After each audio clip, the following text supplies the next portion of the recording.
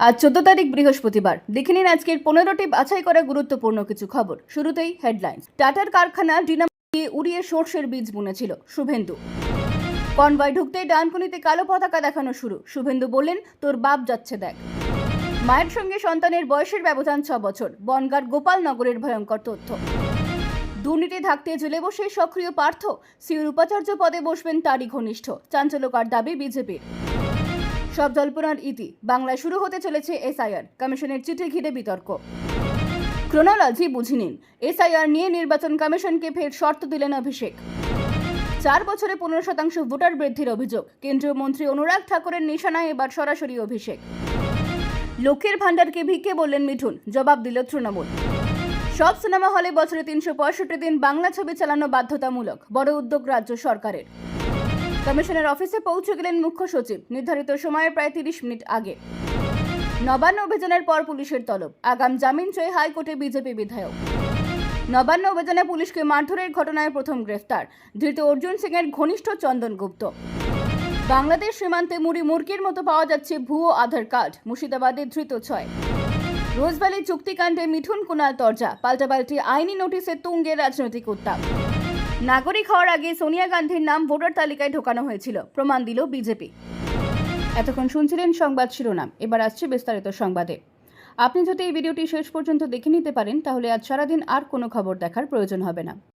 ন্যায্য মূল্যে আলুর দাম না পাওয়ার প্রতিবাদে সিঙ্গুরে কৃষকদের সঙ্গে নিয়ে আন্দোলনে নামেন বিরোধী দলনেতা শুভেন্দু অধিকারী। কৃষকদের পাশে দাঁড়িয়ে তিনি রাজ্য সরকারের নীতিকে তীব্র সমালোচনা করেন এবং সিঙ্গুরের বর্তমান পরিস্থিতি ব্যাখ্যা করতে গিয়ে টাটাদের কারখানা প্রসঙ্গ টানেন। শুভেন্দুর অভিযোগ, কারখানা হলো না, চাষের ফলনও মিলল না, মাছ চাষও ব্যর্থ। টাটাদের কারখানা উড়িয়ে দেওয়া হয়েছে, যার ফলে শুধু কারখানাই নয়, জমির গুণগত মানও নষ্ট হয়েছে। তিনি দাবি করেন, সিঙ্গুর সহ গোটা রাজ্যে বহু কৃষক কেন্দ্রীয় প্রকল্পের সুবিধা থেকে বঞ্চিত, আর এর জন্য দায়ী রাজ্য সরকার।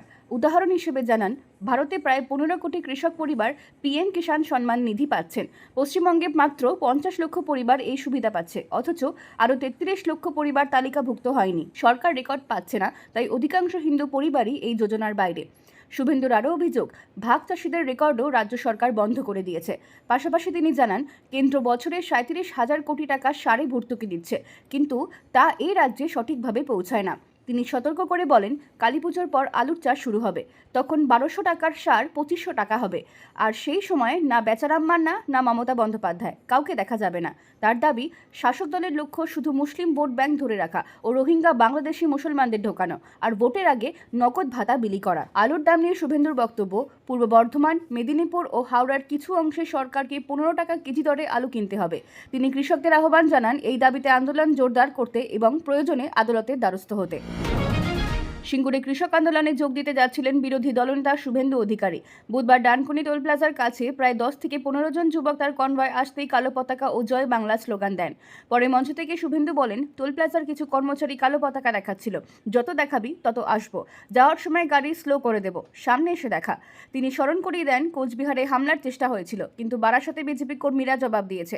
সম্প্রতি কোচবিহারে তার কনভয়ে হামলার অভিযোগ ওঠে, যা স্বরাষ্ট্র মন্ত্রক পর্যন্ত পৌঁছায়।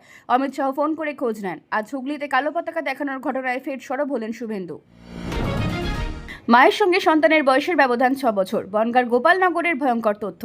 বাংলাদেশের বাসিন্দা হয়েও ভারতের ভোটার, এমন অভিযোগ তুলল বিজেপি। শুধু তাই নয়, ভোটার তালিকায় এক মায়ের সঙ্গে সন্তানের বয়সের ব্যবধান মাত্র 6 বছর। বুধবার সাংবাদিক সম্মেলনে বনগাঁ সাংগঠনিক জেলা বিজেপির প্রাক্তন সভাপতি ও পৌরসভার বিরোধী কাউন্সিলর দেবদাস মণ্ডল জানান, গোপালনগর 2 নম্বর গ্রাম পঞ্চায়েতের নতুন গ্রামের বাসিন্দা জাহিদ খান ও তার পরিবার আসলে বাংলাদেশের নাগরিক, তবু তাদের ভোটার কার্ড রয়েছে। অভিযোগ, জাহিদের স্ত্রী ময়না খায়ের বয়স ভোটার তালিকায় 26 বছর, মেয়ে মিতা খায়ের বয়স 20 বছর এবং ছেলে সিরাজ খায়ের বয়স 18 বছর। দেবদাসের প্রশ্ন, কিভাবে মায়ের সঙ্গে সন্তানের বয়সের ব্যবধান 6 বছর হতে পারে? ময়না দাবি করেছেন, তিনি ভারতীয় হলেও তার স্বামী বাংলাদেশি। ছোটবেলায় ভারত আসেন, বিয়ের পর শ্বশুরকে নিজের বাবা দেখিয়ে ভোটার তালিকায় নাম তোলেন। তবে বয়সের ব্যবধানের প্রসঙ্গে তিনি স্পষ্ট জবাব দিতে পারেননি। এই বিষয়ে তৃণমূল নেতা বিশ্বজিৎ দাস বলেন, এগুলো প্রচারের জন্য বলা হচ্ছে। নির্বাচন কমিশন কাজ করছে, আমরা বাড়ি বাড়ি সার্ভে করছি, 7 নম্বর ফর্ম রয়েছে।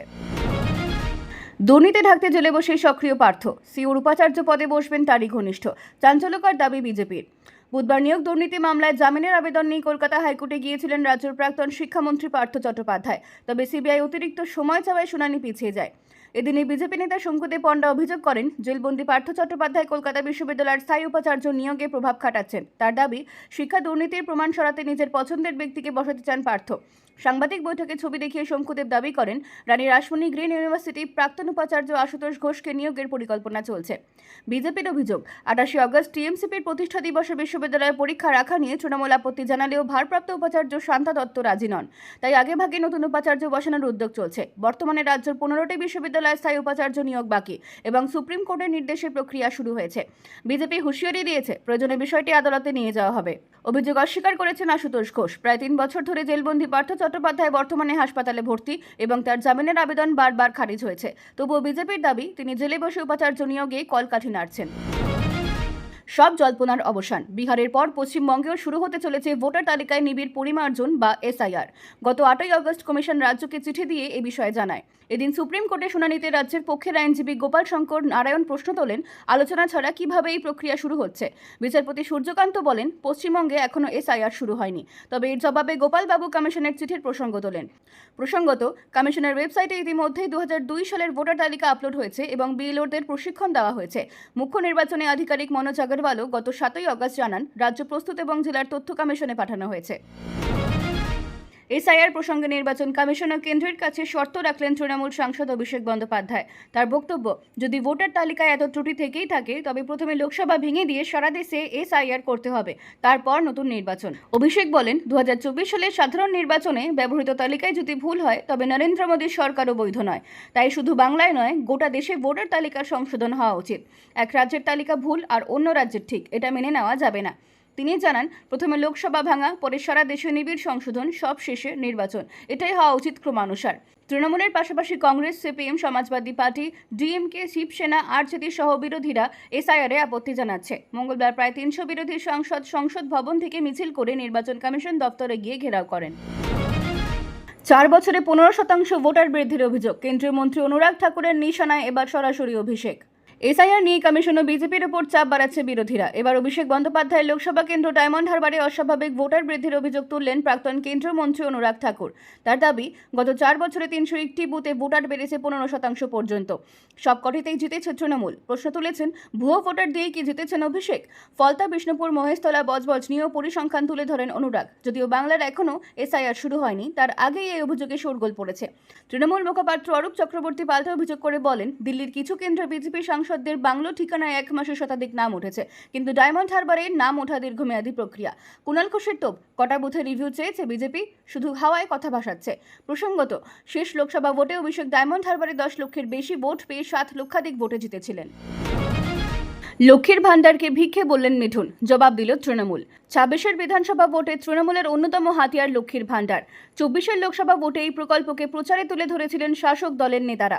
এবার সেই প্রকল্পে ভিক্ষে বলে কটাক্ষ করলেন বিজেপি নেতা ও অভিনেতা মিঠুন চক্রবর্তী। বর্তমান সরকারের আমাদের পাড়া আমাদের সমাধান কর্মসূচির সমালোচনা করে মিঠুন বলেন, আমাদের পাড়া আমাদের সমাধান লক্ষ্মীর ভান্ডার, এসব ভিক্ষে দিতে রাজি নয় বিজেপি। সম্মানের সঙ্গে মাথা উঁচু করে লড়বো আমরা, ভিক্ষে নিয়ে নয়। বাঁকুড়ায় বিজেপি কর্মী সম্মেলনে দেওয়া এই মন্তব্যকে সমর্থন জানায় জেলা বিজেপি। তাদের দাবি, সরকারি প্রকল্পে মানুষ অধিকার থেকে বঞ্চিত হচ্ছেন। শুধু প্রকল্প ঘোষণা নয়, তার সঠিক বাস্তবায়ন জরুরি। তৃণমূলের বাঁকুড়া সাংগঠনিক জেলা সভাপতি তারাশঙ্কর রায় বলেন, মানুষের জন্যই মিঠুন আজকের জায়গায় এসেছেন।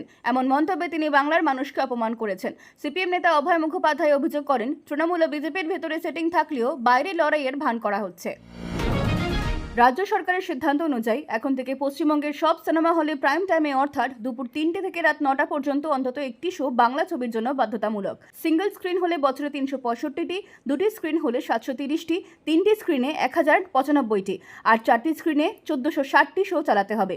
মন্ত্রী অরূপ বিশ্বাস জানান, মুখ্যমন্ত্রী মমতা বন্দ্যোপাধ্যায়ের নির্দেশে এই পদক্ষেপ নেওয়া হয়েছে যাতে বাংলা ছবির প্রসার ঘটে। কয়েকদিন আগে টলিউডের শিল্পী ও প্রযোজকদের সঙ্গে আলোচনার পরই এই সিদ্ধান্ত নেওয়া হয়। হল মালিকদের আশঙ্কা সত্ত্বেও মন্ত্রী আশাবাদী, ভালো বাংলা ছবি তৈরি হচ্ছে এবং সেগুলো ব্যবসায় সফল হবে। অভিযোগ রয়েছে, বলিউড ছবির শর্তে সারাদিন একই ছবি চালাতে হয়, যা বাংলার প্রযোজকদের ক্ষতি করছে। কমিশনের অফিসে পৌঁছে গেলেন মুখ্য সচিব। নির্ধারিত সময়ের প্রায় 30 মিনিট আগে 4 অফিসার ও এক অস্থায়ী কর্মীর বিরুদ্ধে ব্যবস্থা না নেওয়ার অভিযোগে তলব পেয়ে নির্ধারিত সময়ের প্রায় 30 মিনিট আগেই দিল্লিতে নির্বাচন কমিশনের দফতরে পৌঁছন রাজ্যের মুখ্য সচিব মনোজ পান্ত। বিকেল 5টার মধ্যে হাজিরার নির্দেশ থাকলেও তিনি 4:30তেই কমিশনের সদর দফতরে পৌঁছন। অভিযোগ, কমিশনের নির্দেশ অনুযায়ী 5 জনের বিরুদ্ধে সাসপেনশন ও এফআইআর হয়নি। 2 দফা চিঠির পরও ব্যবস্থা না নেওয়ায় মঙ্গলবার ফের করার নির্দেশ পাঠানো হয়। বিশেষজ্ঞদের মতে এই নির্দেশ অমান্য করা সংবিধানের অনুচ্ছেদ 256 লঙ্ঘনের শামিল। রাজনৈতিক মহলের ধারণা, এই বৈঠকের ফলেই ঠিক হবে মুখ্য সচিবের ভবিষ্যৎ প্রশাসনিক অবস্থান।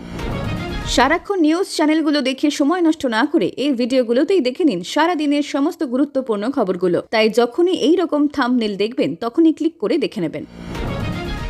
নবান্ন অভিযানে পুলিশকে কটূক্তির অভিযোগে বিজেপি বিধায়ক অশোক দিন্দাকে 17ই আগস্ট নিউ মার্কেট থানায় হাজিরার নির্দেশ দিয়েছে পুলিশ। এর আগেই তিনি হাইকোর্টে আগাম জামিনের আবেদন করেন। কালীঘটিকেও একই মামলায় আগাম জামিন চেয়েছেন। পাশাপাশি বিজেপি নেতা শঙ্কুদেব পণ্ডা ও অর্জুন সিং আদালতে নবান্ন অভিযানের পর দায়ের হওয়া সব মামলা খারিজের আবেদন করেন।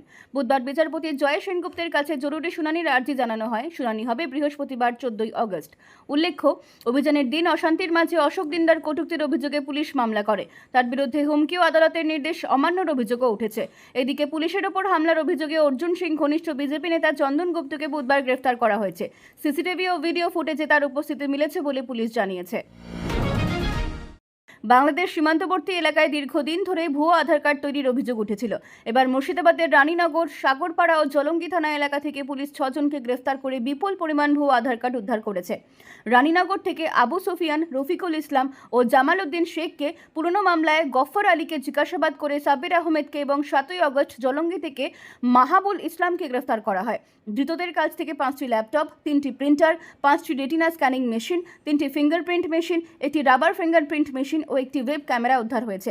পুলিশ জানিয়েছে, হেফাজতে নিয়ে চক্রের সঙ্গে আরও কেউ জড়িত কিনা তা তদন্ত চলছে। বিরোধীরা অভিযোগ করেছে, সীমান্ত এলাকায় ভুয়ো ভোটার ও আধার কার্ড মুড়ি মুড়কির মতো তৈরি হচ্ছে। রোজভ্যালি কাণ্ডে চুক্তিপত্র প্রকাশ করে মিঠুন চক্রবর্তীর বিরুদ্ধে সরাসরি অভিযোগ তোলেন তৃণমূলের রাজ্য সাধারণ সম্পাদক কুণাল ঘোষ। এবার শুরু হয়েছে আইনি লড়াই। একে অপরকে পাঠানো হয়েছে মানহানির নোটিশ। 28শে জুলাই কুণাল ঘোষ ফেসবুক ও এক্সে মিঠুন ও যোগিতা বালির স্বাক্ষরিত রোজভ্যালির চুক্তিপত্র প্রকাশ করেন। তার দাবি, এটি শুধু পারিশ্রমিকের নয়, বরং অংশীদারিত্বের চুক্তি। তিনি প্রশ্ন তোলেন, কত টাকা পেয়েছিলেন মিঠুন, তা ফেরত দিয়েছেন কি? আর এত প্রমাণ থাকার পরও কেন গ্রেফতার হননি? কুণালের বক্তব্য, আমি ট্যাক্স দিয়ে পারিশ্রমিক নিয়েও জেলে যাই, অথচ মিঠুন সারদা বা রোজভ্যালির নাম জড়িয়েও ধরা পড়েন না। বিজেপিতে যাওয়াই কি তার রক্ষা কবচ? এরপরে মিঠুনের আইনজীবী কুণাল ঘোষকে মানহানির নোটিশ পাঠান। পাল্টা নোটিশ পাঠান কুণালের আইনজীবী অয়ন চক্রবর্তী।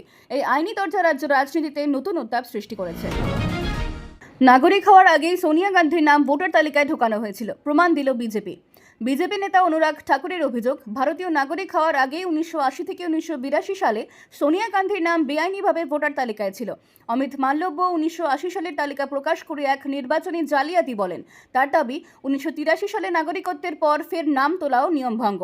কংগ্রেস নেতা তারিক আনোয়ার জানান, সোনিয়া আবেদন করেননি, নির্বাচন কমিশনের নাম তুলেছিল। বিরোধীরা মহারাষ্ট্র, কর্ণাটক ও বিহারে ভোটার তালিকা সংশোধনের আড়ালে ভোটার বাদ দেওয়ার অভিযোগ তুলেছে। রাহুল গান্ধীর দাবি, বেঙ্গালুরুর মহাদেবপুরায় 1 লক্ষের বেশি বেআইনি ভোটার ছিল। বিহারের তালিকা সংশোধন নিয়ে মামলা সুপ্রিম কোর্টে বিচারাধীন।